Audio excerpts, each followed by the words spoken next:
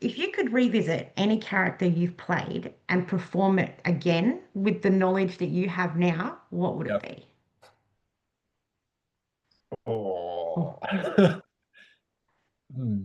Maybe, look, I'd love to say Nolan, yeah, Nolan Blair, because I feel like that one was, yeah, the first vertical, and like I don't know, there's something special about that, and being able to go back to that and almost do them again with, yeah, the knowledge that you have now would be really, really nice. But then there's also the other thing of you don't want to touch him because yeah, he's his own thing. It's what felt right at that time. So I feel like, yeah, yeah, going back to certain things is always challenging. I like to kind of look forward because if I keep thinking about what I'd do different to a character, then I really just get stuck in it and then I'll just start mm, criticizing myself. So yeah, I like to think that what I did for those characters felt really right at the moment, and yeah, I'm happy to just leave those there.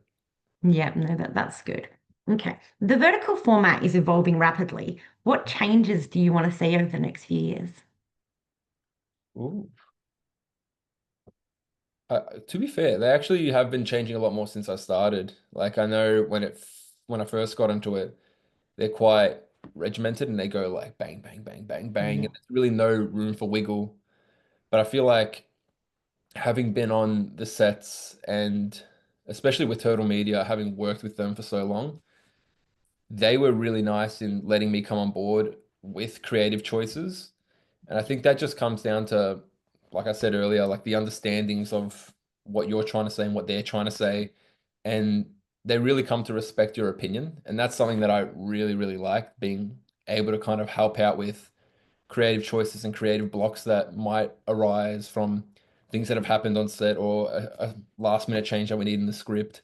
Because yeah, it's the experience that I do have. I have that experience with the writing, directing, so it's not like it's a whole different ball game to me. It's something that I can yeah, understand and really help out with. So I feel like that's probably the main thing that I'd like to just keep going is just yeah. being able to be heard and just understood and really valued for my opinion. I think that's something that could be really, really helpful. That's good. I know some of the vertical scripts need to be like very, very tight to the script, which can make things a bit hard.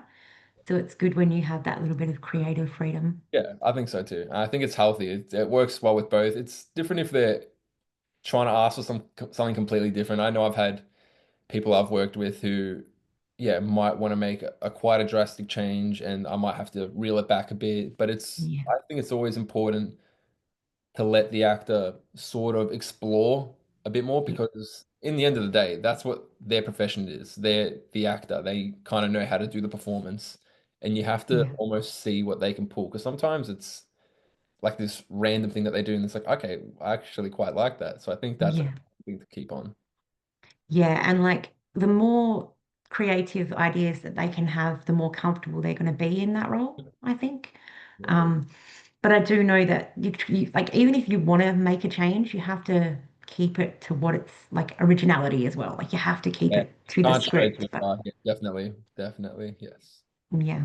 Okay. Is there anything you want to tell anybody about you or your work? Yeah, my work. I have a Spider-Man film coming out. Oh, another one, Yeah, yay. so the next one I've got coming out is a sequel to Spider-Man Seasons of Change. It's Seasons of Fate. Yep. So that's I've been working on since 2023, and we've filmed, I think about 75% of it. There's still a little bit more we need to film.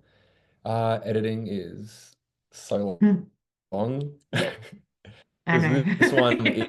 is it's a lot bigger, ambitious. The last one was probably about 50 minutes, and then this one, if you take it in account to like a minute per page with the script, it'll be about a 2 hour film. So it's a full Okay. feature length film, which is quite big. And then same as Seasons of Change, I'm kind of undertaking a lot of it by myself. Yeah. So it is a challenge, but it's a nice, I think, healthy challenge to kind of set for myself and just chip away at my own pace. I think originally I was trying to push it out too fast and you get burnt out a little bit. You don't want to Yeah. resent the project, especially it's something that you've been working on for so long. Last thing you want is to resent it and hold a grudge against it and not want to touch the thing. Yeah. So I think it's really important to kind of work at things at a healthy pace and Yeah. not be scared to ask for help. I think that's No, really that's important. true. And like you can reach out for help, but then you just need to like when you get back to it, the creative ideas are still yours. So you don't want them to change the editing style or things like that. Because I know for a fact that can happen. So Yeah, no, definitely, definitely. So yeah, it's important to reach for that help, but then just like collaborate and just be understood. Yeah, and that's just it. Mm. yeah. Okay. If you could swap with one of your characters for 24 hours just for fun, who would it be? Maybe maybe Charles Turing. Mm. Charles Turing was fun. He like he just swims and he's rich. So Yeah, well, to win each way. I mean, it's pretty cool. Like you just swim and you're rich, and then he retires from swimming and he's just rich. Yep. So yeah, I It's the think he best way to live, he's right? the one. Nolan, no chance. I'll probably die. No, no. Even though he was semi-redeemable at the end, I was like, Mm. yeah. Yeah, it's very mixed that opinion. I think a lot of people in the comments, some people are like, "Oh, he was so good, he come back like full circle," and then there's some people like, "Let's leave him. Why are you going back to him?" There's so many Yeah. divide, definitely. Yeah, I guess it depends on how we perceive it because sometimes in the fandom, we don't like the characters who are like cruel the whole way and Yeah, then they get like a redemption in the last 3 seconds without, anything. yeah, So, yeah, definitely. but at the end of the day, you still played him very well. So, Thank you very much. Thank you. all right. What is the most valuable lesson you've learned from working in the industry? Just be kind to everyone. Yeah, Yeah, I think that for me, it's not something that I necessarily learned. I was raised to be kind to everyone, or as kind as I can be to everyone. yeah, And I think being on set and really taking that on board, it translates. It's things like people will, yeah, reach out to you a lot more. They'll ask to help for your, like, will ask for your help with collaborating. Even jumping on the next project, it's they want to be around someone who's treating everyone with kindness and not necessarily yeah, stepping on people's toes or yeah, being really cold. It's nice to just even if you're not having the best day, there's no point in putting that on everyone else. And yeah. I think that's probably the most important thing that I've yeah learned and taken on board with these projects. No, that's good. Okay. How do you make similar roles feel unique? Mm. I think it's picking apart the small differences that they might have.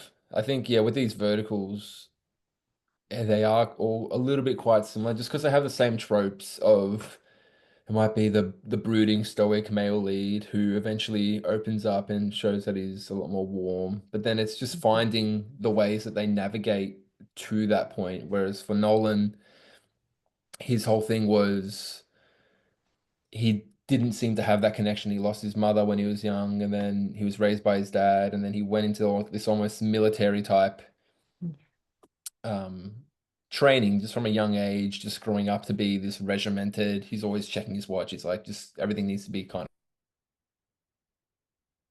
of point. And then if you compare that to, let's say, Charles Turing, who's someone who is quite similar, he's very disconnected, and then he finds his soft spot through this almost jealous nature of seeing, yeah, his partner and trying to like, yeah, move on and whatever. And he almost wants that. He's very like possessive. And then he Yeah. breaks down from that point. So it's just finding those subtle differences and then exploring how they get to that. Okay. All right. I have one more question for you. How do you navigate playing a character when you don't agree with their motives? Mm. It's finding what you do agree with and understanding. Everything is just about understanding and making sense of why they would do that. And then you might even create a completely different reasoning or like in-depth explanation as to why they got to that point. Yeah. And it's, yeah, understanding why they would do that. Sometimes it's an easier explanation of, all right, they're just crazy, and to them, this is their version of fun, being happy, and this is what they get joy out of. Like if you take someone like the Joker, he really finds joy out of antagonizing Batman just because that's what he feels like his purpose is just they belong together and just this back and forth, they're dynamic. But Yeah. then I take someone like Declan that I played in the Bodyguard vertical, for him to get to that point, I could justify that he had a fiance, he had his Yeah. fiance, and she basically cheated on him. Mm, She just, without saying anything to him, just went back to Luke. And I understand that her and Luke had this whole deep connection behind her, but yeah. he was gone. You know what I mean? So I think for me to see that, that's something that can really just that can get to you. But then as well, this whole journey, you might have had 20 years or so just trying to get to this point of I want to get to be a senator. I want to get to that White House position. And then someone's trying to tear it down. You don't want to kill this person. I think that's why in that moment when I was acting, he's almost on the verge of tears because he doesn't want to do it, but it's something that he has to do. And he could have almost hired Kane as a just a way to scare her. He never really maybe intended Kane to kill her, but it was just I think to scare her to stop to making this story. But she just kept pushing and pushing, and then Yeah. he had no other choice. It's like, what am I meant to do? And you cheated on me. So Yeah. it's yeah, really just making your own understanding of why they would get to that. Okay. Actually, I came up with one more question because of your background, I really want to know this. What does a good day on set look like for you? Having fun, laughing, especially writing on schedule. But I think Yeah. really any day that is a good day. Just as long as you're having fun, people are putting their best foot forward and keeping attitudes positive and high. I think that's what I love. That's what I love rocking up to those 6:30s, 10 o'clock finishes. You're just having fun the whole time. And I think Yeah. that's my biggest takeaway for a fun day on set and looking forward to going to that. Okay. That's good. Well, thank you for having this interview with me today. No I problem, really Kathy. Thank you appreciate it. so much for having me. Anytime, anytime. Well, you have a good day because I know it's still early for the both of us. So, It just started raining, by the way. Everything, oh, woo! Great day damn ahead. it. Just as you said, it was a beautiful day. Yeah, I think I jinxed that one. You did. You did.